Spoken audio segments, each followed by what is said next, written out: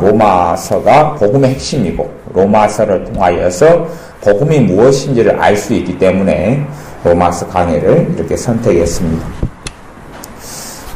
우리가 사복음서를 통해서 우리 예수님을 만나기는 굉장히 쉬운데 주님께서 말씀하신 복음의 핵심과 요지를 발견하는 것은 꽤 어려운 난점이 있습니다. 그렇기 때문에 주님께서 말씀하신 또 하나님의 복음, 주 예수 그리스도의 복음이 무엇인가 발견하려면 로마서를 보는 것이 가장 정확하고 알기가 쉽습니다. 또 한 권을 더불어 이야기한다면 갈라디아서가 될 것입니다.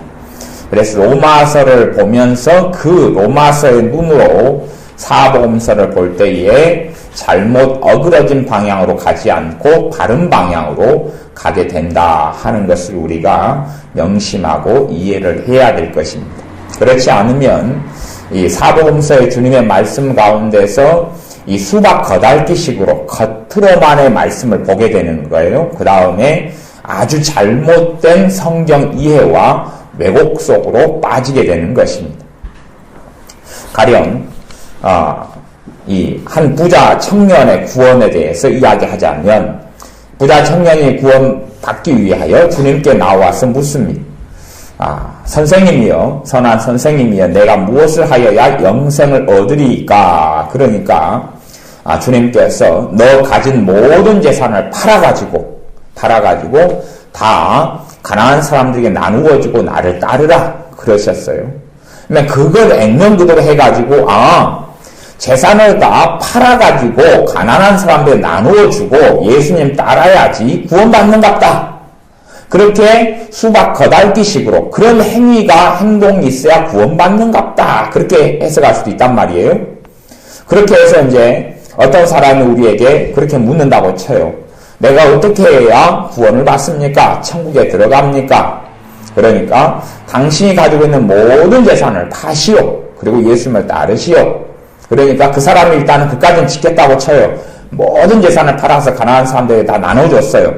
그 다음에 이제 예수님을 내가 따르려 그러는데 과거 부자 청년을 따를 예수님은 육체를 가지고 이 땅에 오신 예수님이어서 눈에 보이는 예수님이셔서 따를 수가 있었어요.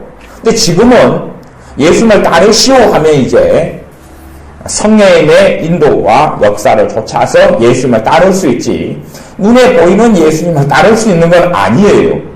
그리고 눈에 보이지 않는 성령의 역사를 좇아 예수님을 따르는 것은 누구만 가능하냐 그러면 구원받은 신자만 가능해요.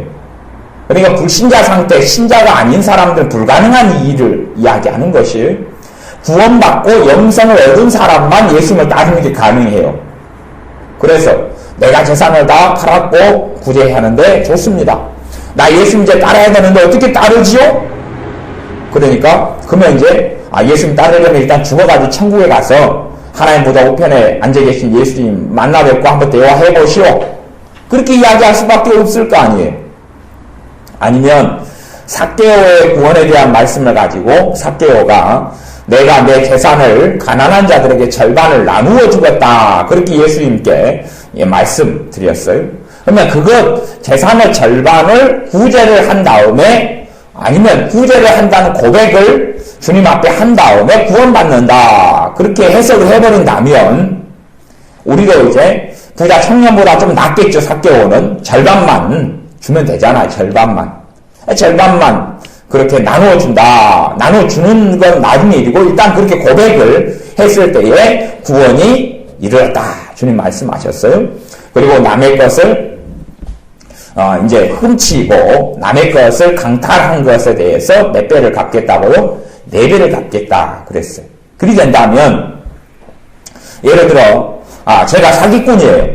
하고 남의 것을 사기를 쳤어요. 물론 사기를 치는 대부분의 사람은 사기를 쳐서 돈을 벌어도 유흥으로 탕진해버립니다. 대부분의 사람들이 제가 아는 사기꾼들도 한 몇 명을 아는데 유흥으로 탕진해버려요. 쉽게 번 돈이다 해서 노름이나 술이나 여자나. 그리고 잡힌 사람은 감옥에 들어갑니다. 우리 집 같은 경우도 벌써 그래도 한 20몇 년 전에 큰 사기를 당해가지고 모든 것을 잃어버린 적이 있어요. 그리고 그 사람을 고발해서 이 사기꾼을 잡았는데 부부가 사기꾼이었는데 남자는 도망가 버리고 사실은 그 여자는 후처였어요. 첩이었는데 이제 어째 사정이 돼가지고 그 여자하고 자식만 잡혔어요. 그리고 경찰에서 오랜 세월 뒤에 연락이 와서 가보니까 너무 불쌍해가지고 거꾸로 용서해주고 그리고 다 놓아줬어요. 그런 일이 한 10년 전에나 이렇게 이봉 여사님의 우리 가정에 있었어요. 그러니까 그 사기꾼이 하여튼 10몇 년인가 흘려서 잡혔어요. 근데 남자는 도망가 버리고 그 여자하고 정말 불쌍하고 볼품없게 살아가는 그러한, 오히려 그 여자가 감옥 속에 이제 형사의 사건이니까요. 들어가 버리면 자식들은 어떻게 못하는 난자버리는 상황에서 용서해 줄 수밖에 없었어요.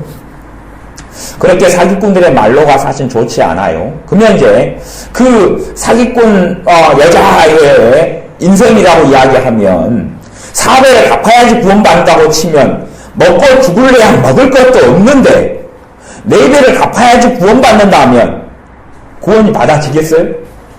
언제까지 구원받으려면 어떻게 해야 돼? 돈을 싹 버려야 될 거 아니에요. 일단은 재산이 없으니까 절반을 가난한 자들 위해서 나눠주는 것이야 뭐 없는 돈이니까 돈 1,000원 있다고 500원만 나눠주면 될 거 아니에요. 그건 그렇다 치고 있으나 없으나 그것이 그것이니까. 근데 남의 걸 사기쳐가지고 예를 들어 5천만 원 사기쳤으면 4배로 갚아야 되면 2억으로 갚아야 되잖아요. 그런데 5천만 원은 고사하고 당장 먹을 생활비도 없는 사람들이 과거를 뉘우치지 않았던 감옥에 들어가 있던지 간에 사기꾼이다 그 말이에요. 근데 그런 사람이 그렇게 삭개오처럼 갚아야지 구원을 받는다고 한다면 구원받을 그 사기꾼, 과거를 후회하든 후회하지 않든 간에 구원받을 사기꾼, 과거를 뉘우치고 돌아보는 사람이라 할지라도 구원받을 수 없다는 이야기예요. 그래서 사복음서가 그런 관점 때문에 꽤 어려운 성경이 사복음서입니다. 복음의 그 진정성과 본질을 발견하기가 수박 거달기로 봐버리면 굉장히 어려운 성경이 사복음서이기 때문에 사도 바울을 통해서 주님의 복음을 깊이 있게 설명해 주셨는데 그것이 로마서예요. 로마서 1장 15절에 보면 그러므로 나는 할 수 있는 대로 로마에 있는 너희에게도 복음 전하기를 원하노라. 로마에 있는 사람들에게 복음을 전하기를 원했다. 로마에 있는 사람들은 어떤 사람들이냐 하면 1장 6절 7절에 보면 너희도 그들 중에 있어 예수 그리스도의 것으로 부르심을 입은 자니라. 로마에 있어 하나님의 사랑하심을 입고 성도로 부르심 입은 모든 자에게, 로마서라는 성경을 누구에게 씁니까? 구원받아서 성도로 부름받은 사람들에게 쓰는 성경이에요. 그러니까 이들은 예수님의 복음을 믿고 받아들인 사람이에요. 그 사람들에게 복음을 다시 전하려고 쓴 성경이 로마서예요. 그렇게 지금 이야기하고 있는 것입니다. 복음은 지식이나 정보가 아닙니다. 복음은 지식이나 정보에 대한 것이 아니고 우리 주님과의 관계, 아버지 하나님과의 관계에 대한 이야기입니다. 단지 정보에 대한 이야기.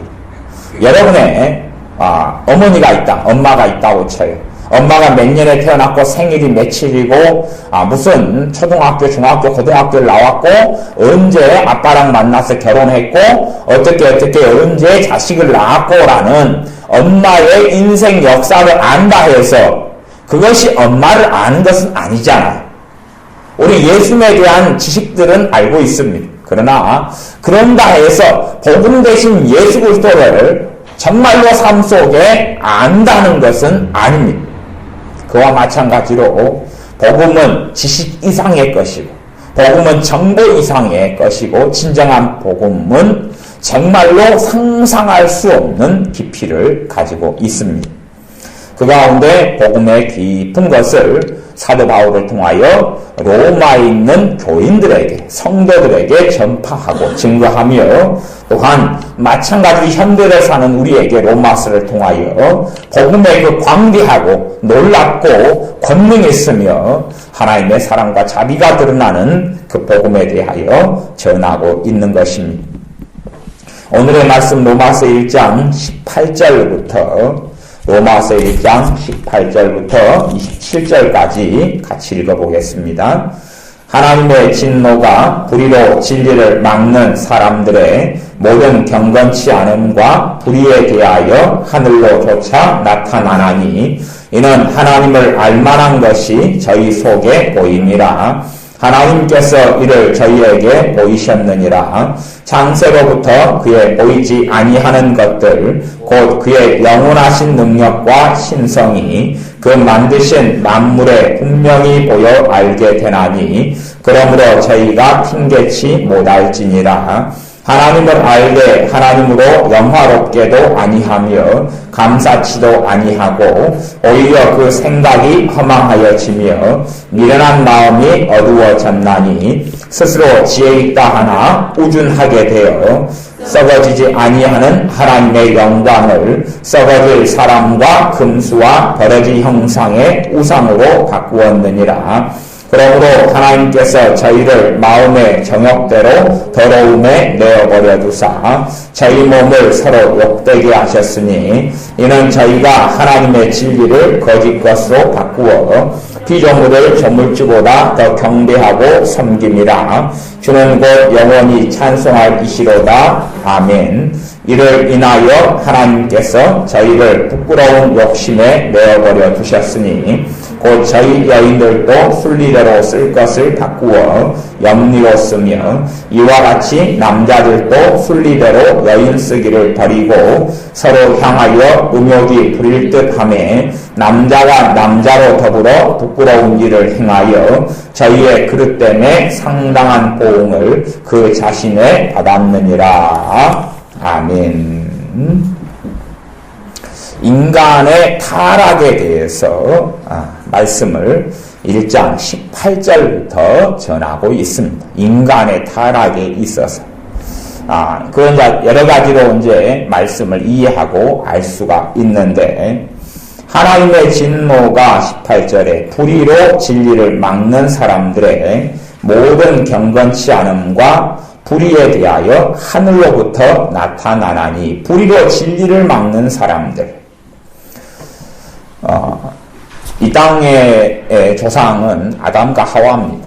아담과 하와는 하나님을 알았던 사람이고 섬겼던 사람입니다. 그리고 이제 아담과 하와로 인한 후손들이 다 멸망하고 다시 노아 홍수를 통하여 노아와 노아의 가족 그 8명만 살아남았습니다. 그래서 두 번째 인류의 조상을 이야기한다면 노아다, 그렇게 말할 수가 있습니다.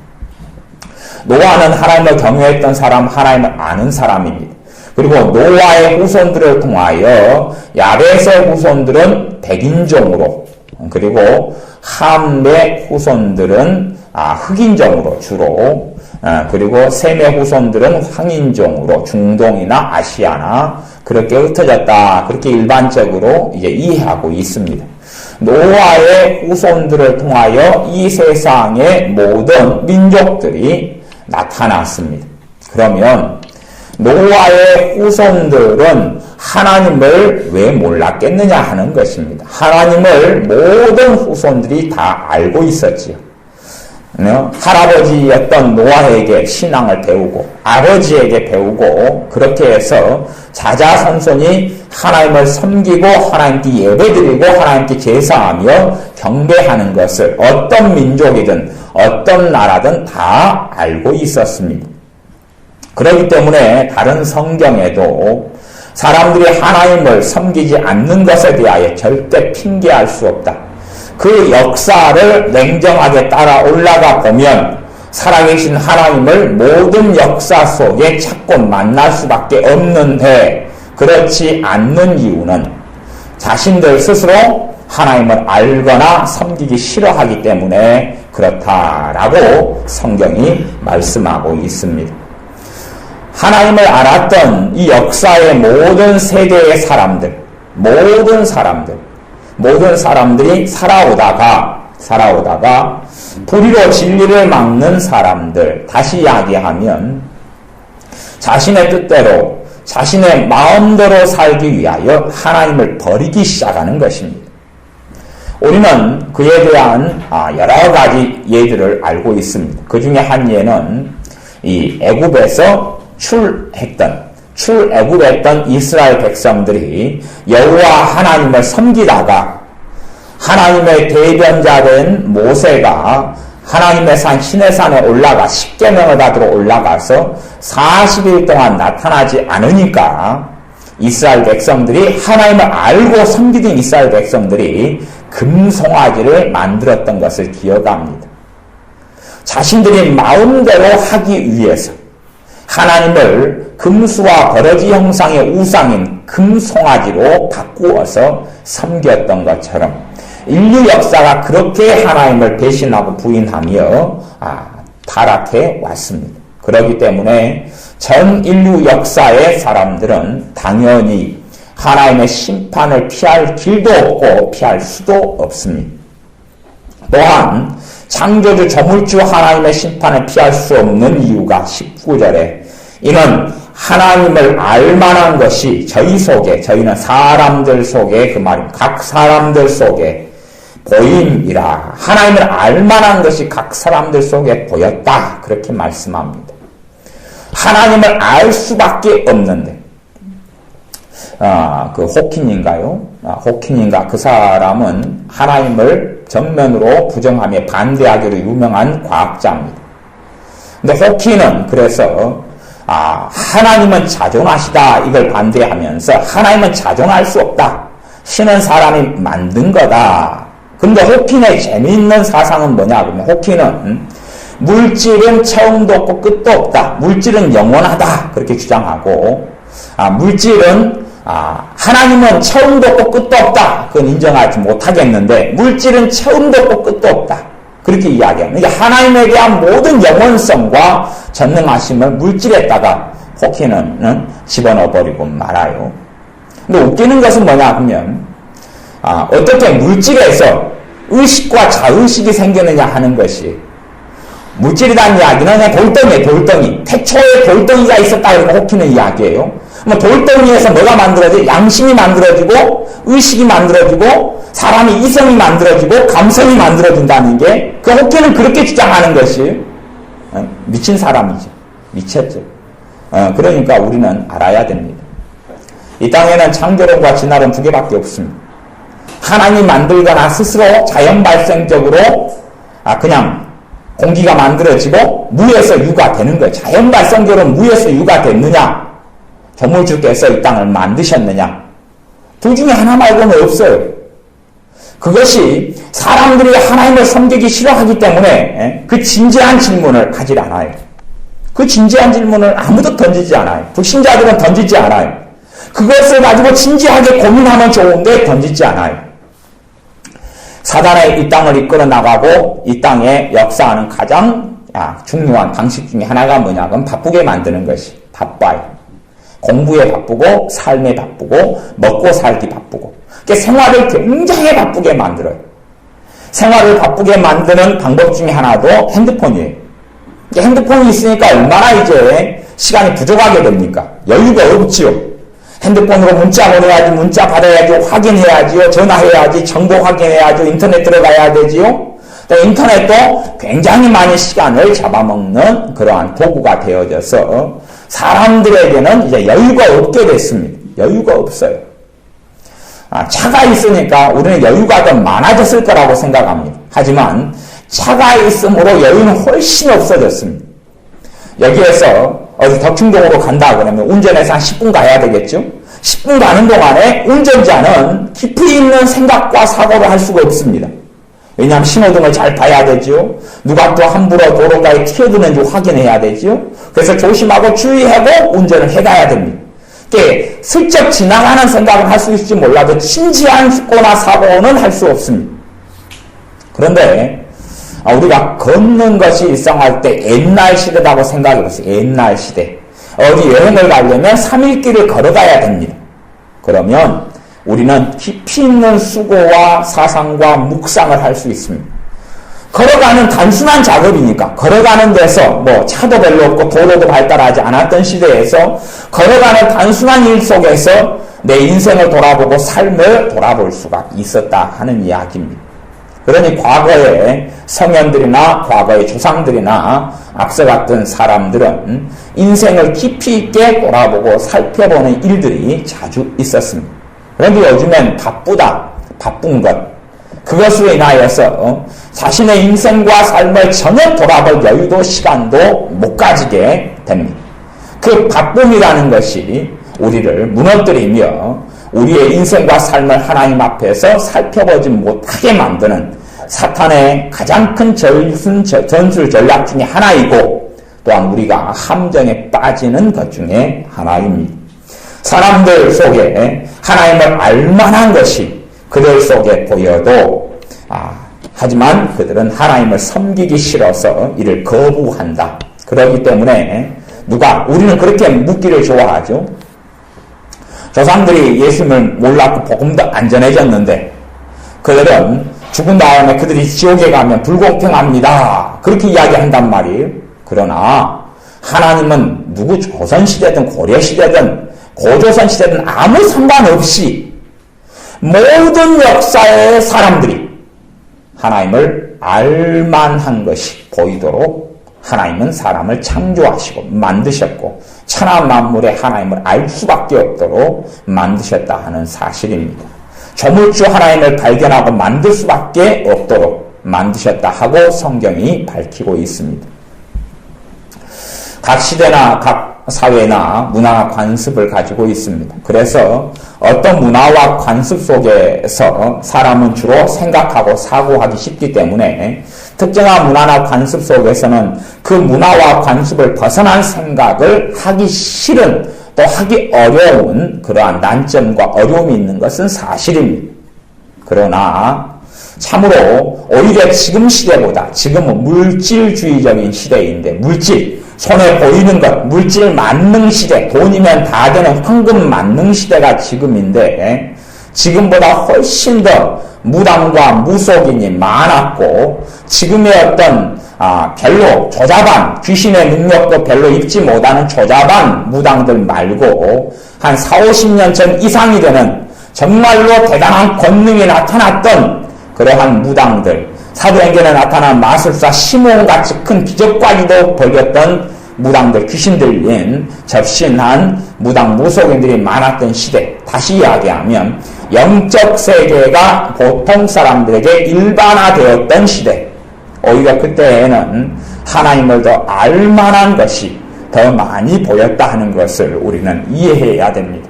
영적 존재가 있기 때문에 그 모든 것 위에 창조주 하나님이 계시다는 것을 알만한 것을 하나님 보여주셨는데 사람들은 하나님께서 이를 저희에게 보이셨느니라 하나님이 보이셨는데 하나님을 거부하고 섬기지 않기 때문에 사람들은 죄라는 것이 도둑질하고 욕심부리고 싸우고 미워하고 저주하고 살인하고 간음하고 하는 것만을 죄라고 생각하지만 죄의 본질은 하나님을 섬기지 않는 것입니다.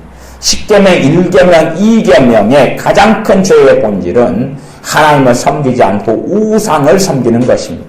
하나님을 영화롭게 하지 않는 것이 가장 극악하고 큰 죄입니다. 사람들은 내가 선하게 살았다.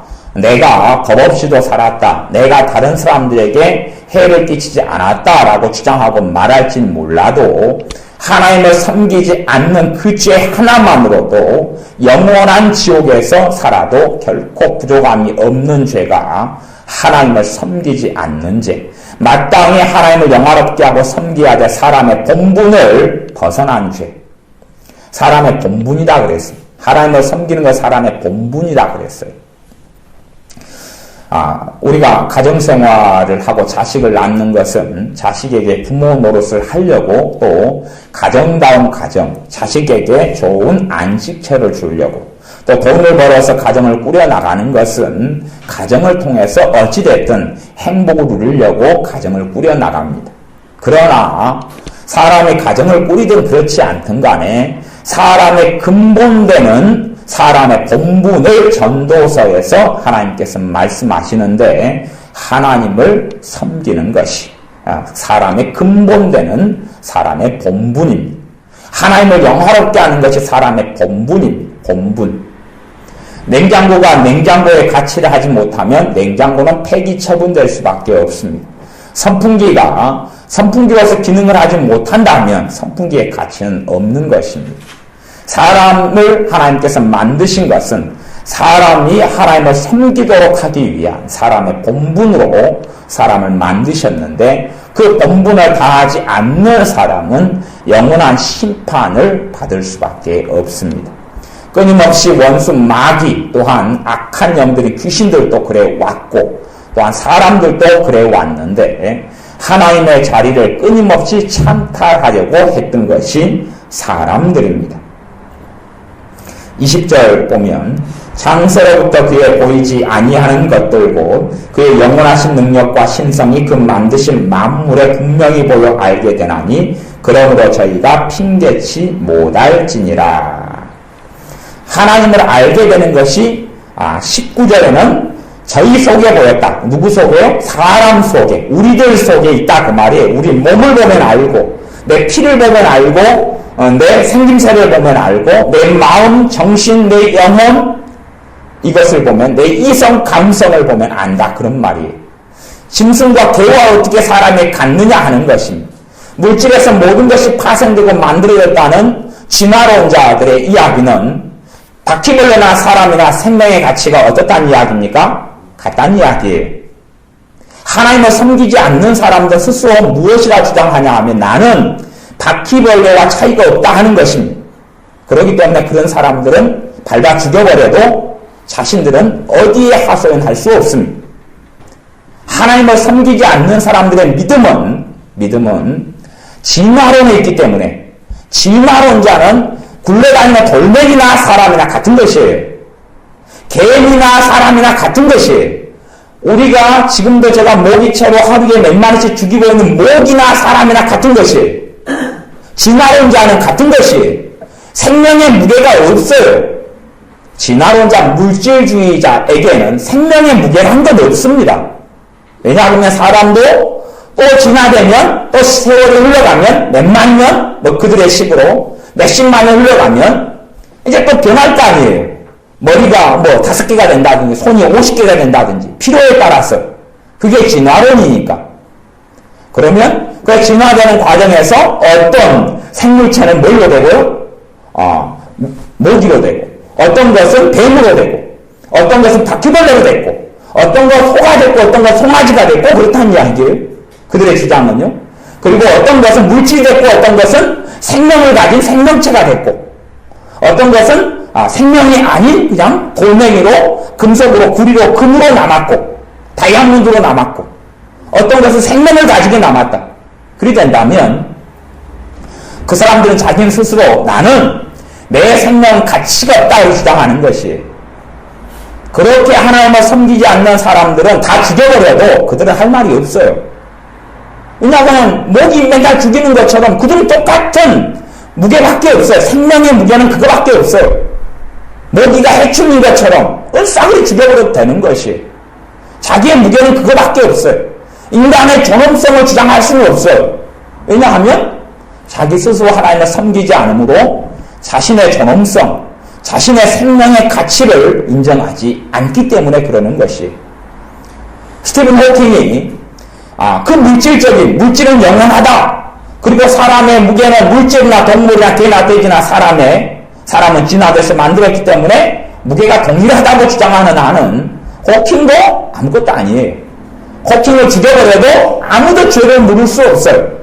왜냐하면 바퀴벌레나 호킹이나 같기 때문에 그래요. 하나님을 섬기지 않는 사람들은 자신이 영원한 심판을 초래할 수밖에 없다는 것을 알아야 됩니다.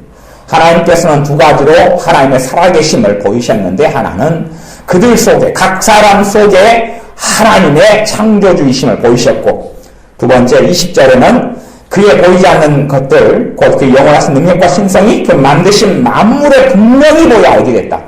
만드신 만물은 뭐예요? 나무, 은행나무, 꽃, 공기, 산, 들, 풀, 그 모든 것, 동물, 새, 다람쥐, 그 모든 것을 속에 하나님의 살아계심을 보였다 하는 이야기입니다.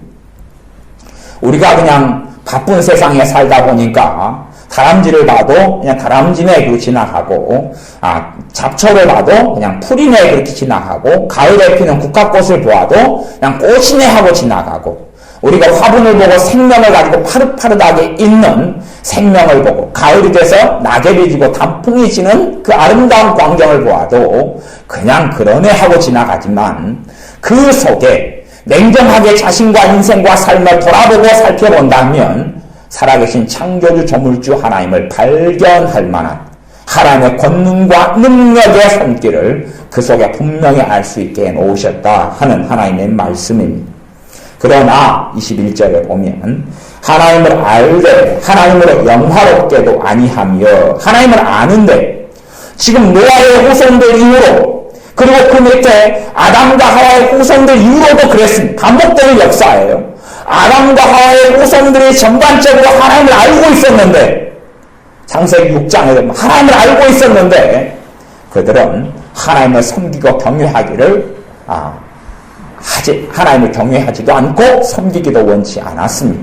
그래서 거기까지 성령님께서 이 땅에 떠나가셨고, 하나님께서 물로 이 땅을 심판하시고 모든 사람을, 노아의 가족을 제외하고는 죽여버리기로 결심하셨습니다. 그리고 영원한 심판 속에 그들을 집어넣으셨습니다. 왜냐하면 그들은 하나님을 알았지만 하나님으로 영화롭게도 아니하고 감사치도 아니하는 사람들로 변했기 때문에 그렇습니다.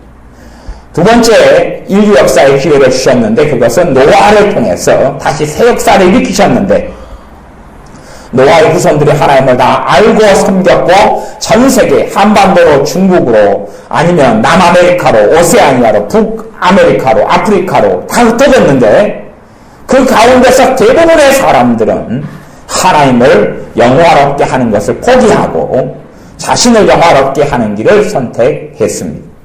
그리고 인류 역사가 지금까지 흘러왔습니다.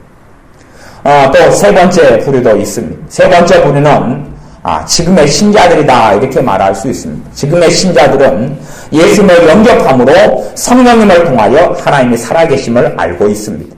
하나님의 살아계심을 알고 있는데 하나님을 섬기며 경외하며 살아가는 길을 걷기보다는 자신의 편안과 자신의 안락함과 자신의 고집과 아집과 자신의 편함을 따라 과거에 이스라엘 백성들이 살아왔던 대로 자신들이 하나님을 이용하고 하나님께 순종하기보다는 하나님을 이용하고 살아가는 그러한 민족으로 이스라엘 백성이 살아왔던 것처럼 그러한 신앙생활의 삶을 또한 살아가는 부류들에 대해서 이야기하고 있기도 합니다.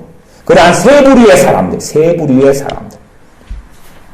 과거에 이 카톨릭이라고 했던 교회가, 초대교회가 시간이 흘러가면서 숫자가 많아지고, 그리고 로마의 시대에 접어들어서 교회가 타락해 가기 시작했는데, 그러므로 그것을 카톨릭이다 그럽니다. 로마 카톨릭이다 그러는데, 그렇게 이 땅에 돈을 가지게 되고 권력을 가지게 되고 권세를 가지게 되면서 카톨릭의 신앙이 퇴보했고 카톨릭의 신앙이 타락하고 말았습니다.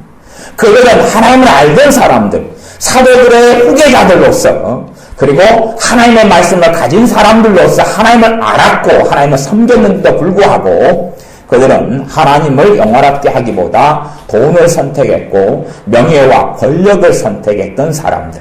그리고 교회는 오랜 세월 동안에 중세의 암흑기를 거치게 됩니다. 1517년에 루터의 95개조 반박문이 걸릴 때부터 교회의 연명이 다시금 시작되고 거기에 개혁의 세력이 일어나게 되었는데, 그러기까지 거의 1000년 가까운 세월 동안에 교회의 암흑기를 보냅니다. 왜냐하면 이들은 하나님을 알되 하나님으로 영화롭게도 하지 아니하고 감사치도 아니하고 그 생각이 허망하여지고, 허망해졌다는 이야기는 썩어지고 없어질 것에 온 마음과 생각과 인생과 삶을 쏟아부었다는 이야기입니다. 미련한 마음이 어두워졌나니, 자신들의 미련한 마음이 어두워져서 어느 정도까지 자신들의 미련한 마음이 어두워져 버리면 더 이상 길을 찾을 수도 없고 자신이 무엇을 잃어버렸는지를 알 수도 없고 그리고 망각해 버리게 됩니다. 그것이 사람의 인생입니다. 22절에는 스스로 지혜 있다 하나 우준하게 되어 사람들은 스스로 지혜 있다고 생각하지만 어리석게 되어버렸다. 스스로 지혜 있다고 생각하지만 그 마음과 생각이 어리석게 되어져 버렸습니다. 그렇게 해서 잘못된 신앙생활로 하나님 중심의 삶을 살지 않고 하나님을 영원롭게 하는 중심을 잃어버린 신자들이 시간이 5년, 10년, 20년 예배를 드리고 시간이 흘러가지만 이제는 그 다음에는 어리석게 되어져 버리고 맙니다. 그것이 중세 카톨릭이었고 지금의 또한 많은 종교화된 교인들에게도 해당되는 이야기가 될 것이고 구약시대에는 멀리도 아닌 이스라엘이 구약시대에는 이렇게 되어져 왔습니다. 그 앞에는 그 앞에는 노아 시대가 그랬고 나의 후손들이 그랬고 아담과 하와의 후손들이 또한 그러했다라고 증거합니다. 썩어지지 아니하는 하나님의 영광을 썩어지지 아니하는 하나님의 영광 하나님을 영화롭게 하고 하나님을 섬기며 하나님을 경외하고 살아가는 사람들에게는 영원한 가치가 있는 하나님의 영광 속에 들어가게 됩니다. 하나님의 영광에 이르게 됩니다. 하지만 썩어질 것을 좇는 사람들에게는 하나님의 영광에 이르지 못하게 됩니다. 없어질 것을 좇는 사람은 하나님의 영광에 이르지 못하게 되고 썩어지지 아니하는 것을 위하여 사는 사람은 하나님의 영광에 이르게 되는데 이 썩어지지 아니하는 무엇과도 바꿀 수 없는 하나님의 영광에 이르는 것을 썩어질 사람과 금수와 버러지 형상의 우상으로 바꾸었느니라. 사람들이 알면서 그렇게 행해오고 또한 알기를 싫어하기 때문에 그렇게 행해오고 자기 안에 보이신 하나님의 신성과 하나님의 창조주 되심과 이 세상 만물의 천하 만물에 비친 하나님의 살아계심을 그들이 알기 싫어하기 때문에 사람들은 알기 싫어합니다. 살펴보기 싫어합니다. 왜냐하면 자기 마음대로 살기를 원하는 것이 대부분의 사람이라는 족속들이기 때문에 천하 만물을 냉정하게 돌아보고 살펴보기도 싫어하고 자신의 속에 하나님의 형상을 살펴보기도 싫어하고 그냥 자신의 마음 쓰이는 대로 감정이 이끄는 대로 생각이 이끄는 대로 자기 뜻대로 살아가기 원하기 때문에 하나님께서 무엇을 기뻐하시는지 하나님의 뜻이 무엇인지 하나님께서 무엇을 우리의 삶 속에 원하시는지 나를 통해 어떻게 영광받기를 원하시는지 하는 것은 전혀 생각해보지 않고 살아갑니다. 그래서 사람들은 자신이 이루고 성취하고자 하는 것들을 위하여 이 금수와 버러지 형상의 우상을 세우기 시작합니다. 금수는 동물들이죠. 소의 우상, 닭의 우상, 뱀의 우상, 인도에 가면 얼마나 많은 뱀들을 신으로 섬기고 우상으로 삼고 있는지는 모릅니다. 중국에는 역사 이래로 용을 그들의 우상으로 삼아서 섬기고 있죠. 우리나라도 별 우상을, 짐승 우상을, 이 금수를 짐승이지요. 금수, 짐승의 우상들을 수없이 만들어서 섬겨왔습니다. 제주도는 이제 지금은 거의 사라졌지만 제주도는 집안의 우상 중에 하나가 뱀이었어요. 그러니까 제주도의 집들에 가면 옛날에 큰 구렁이들이 집들에 이렇게 살았어요. 큰 구렁이들이 살아서 한 번씩 집 깊은 곳에 있는 아주 큰 탐스러운 구렁이들이 뛰쳐나오고 그리고 먹이를 주고 우상으로 섬겼던 그런 일들도 있어 왔어요. 24절에 보면 그러므로 하나님께서 저희를 마음의 정욕대로 더러움에 내어버려 두사 저희 몸을 새로 욕되게 하셨으니 사람들은 하나님 살아계시면 나한테 좀 나타나 보십시오. 또 어떤 사람들은 자신의 인생과 삶이 실패하니까 그렇게 말하는 사람을 제가 종종 보았습니다. 하나님이 살아계시면 나를 한번 성공을 시켜보시오. 그러면 내가 하나님 믿을라요. 나를 좀 돈을 좀 벌게 해주시오. 그러면 내가 하나님을 믿을라요. 그런 사람이 있습니다. 그런데 하나님께서는 하나님을 섬기기 싫어하기 때문에 저희를 마음의 정욕대로 더러움에 내어버렸다 그렇게 말씀합니다. 오히려 그렇기 때문에 그런 사람들이 그렇게 아무리 외친다 할지라도 살아계신 하나님을 알 수도 없고 만날 수도 없습니다. 자기 뜻대로 살아가고 자기의 원함대로 살아가고자 하는 사람을 하나님께서 내어버리셨던 것이지. 그러기 때문에 하나님께서 내어버리심을 당한 사람들은 그 뜻을 돌이키지 않는 한은 살아계신 하나님을 볼 수도 없고 알 수도 없는, 눈에 가리개를 씌워서 앞이 전혀 보이지 않는 사람처럼 그렇게 하나님께서는 그들을 내버리십니다. 저희 몸을 서로 욕되게 하셨으니 이는 저희가 25절에 하나님의 진리를 거짓 것으로 바꾸어 피조물을 조물주보다 더 경배하고 섬김이라. 피조물은 뭡니까? 사실은 금수들이었죠. 동물들이었죠. 동물의 형상들이었고, 그 다음 또 두 번째 피조물은 사람입니다. 그러니까 석가라는 사람을 불상으로 만들어서 섬기고 절하고 기도하고, 마호메트를 섬기고 절하고 기도하고, 심지어 살아있는 사람을 섬기고 기도하고 절하고, 그 다음에 사람이 죽어가지고 뼈다구밖에 남지 않은 조상신으로 해서 섬기고 기도하고, 그 다음에 당산나무다 그래서 느티나무, 아니 팽나무가 주로 당산나무였는데 마을마다 그 팽나무에게 절을 하고, 그리고 거기에 이렇게 새끼줄을 꼬아가지고 거기에 제사를 지내고, 그렇게 숱하게 피조물들을 하나님보다 더 섬겨왔고 경배해 왔습니다. 하지만 주님은 곧 영원히 찬송을 받으실 분이다 라고 합니다. 하나님의 진리를 거짓 것으로 사람들이 계속하여 바꾸어버리면 이제는 진리를 사람들은 발견할 수 없게 되는데, 그것이 지금까지 전 세계 민족이, 전 세계 국가들이 걸어왔던 일반적인 길들입니다. 일반적인 길들. 그런 것 아닙니까? 일본이 우리나라 독도 땅을 자기 땅이라고 주장하고 우깁니다.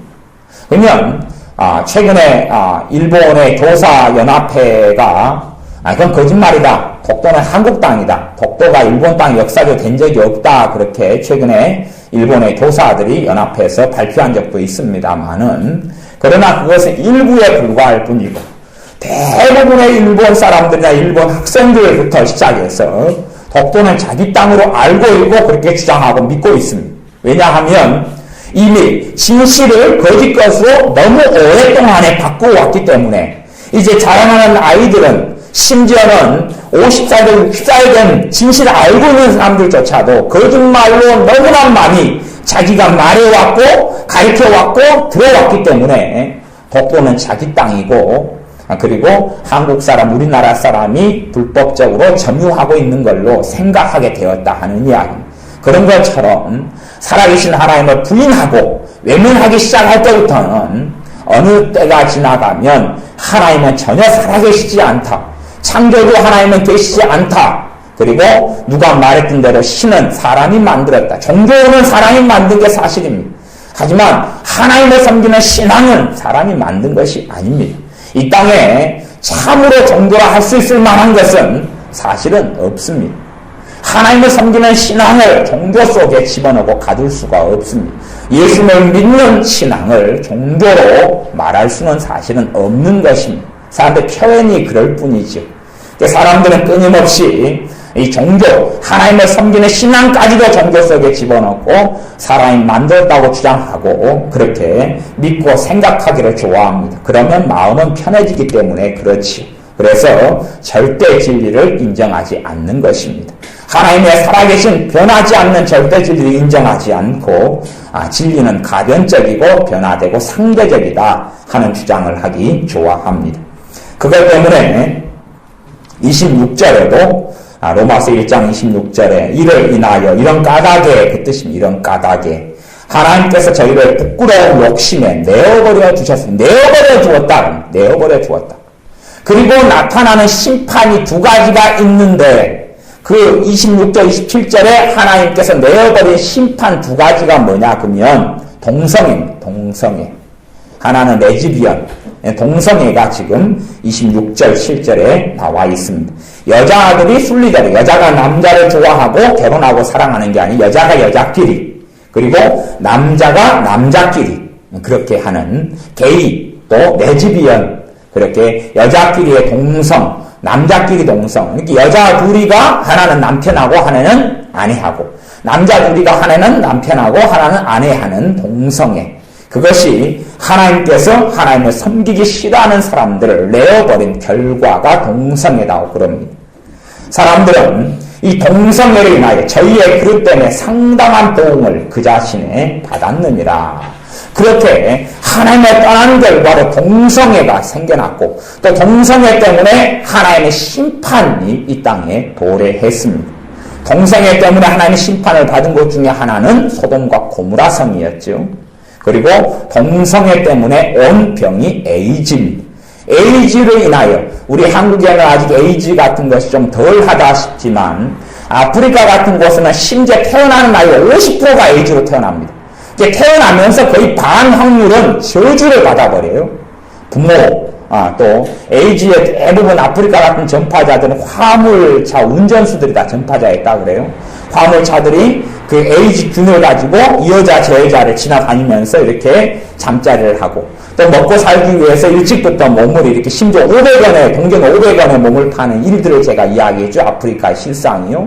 그렇게 하면서 에이즈가 급속도로 되어서 죄 없는 어린아이까지도 에이즈로 태어나버리는 그런 비참한 비극들이 양산되어져 왔습니다. 그리고 아프리카는 지금 에이즈로 인해서 아프리카의 전 민족이 말할 수 없는 고통과 비참함을 느끼고 있는데 이것이 그들의 그릇 때문에 상당한 보응을 받았다 하는 것입니다. 그들의 조상들이 그렇게 죄를 지음으로 후손들까지 그 심판과 그 보응이 계속 이어지는 그러한 보응이 나타나고 있는 것입니다. 우리의 삶 속에 하나님을 영화롭게 하고 하나님을 섬기는 일에 우리의 마음과 삶을 쏟아야 할 것입니다. 우리가 하나님을 섬기고 사람의 본분을 기억하지 않고 살지 말고 하나님을 섬기는 것이 얼마나 가치 있고 복된 일인지 사람의 본분이 하나님을 영화롭게 하는 것이 얼마나 가치 있고 복된 일인지를 발견하여 우리의 삶 속에 하나님께서 우리를 내어버리시는 게 아니라 하나님 우리를 붙잡으시고 은혜 주시고 돌보시고 복 주시는 그 넘치는 사랑을 누리는 자녀들이 되어야 합니다. 기도하겠습니다. 아버지 하나님, 이 땅의 역사 속에서 하나님을 부인하며 배신했던 역사들을 살펴보았고 또한 현재 교회의 신앙인들 가운데 우리들 가운데서 얼마나 우리들이 썩어질 것들을 쫓아 살아가면서 하나님을 금수와 버러지 형상으로 우상으로 바꾸어 버리는지요. 그러하오니 우리가 이 썩어질 것이 아니라 영원한 썩어지지 아니할 하나님의 영광을 위하여 사는 우리들이 되게 하여 주옵소서. 예수님의 이름으로 기도하옵나이다. 아멘. 기도하겠습니다.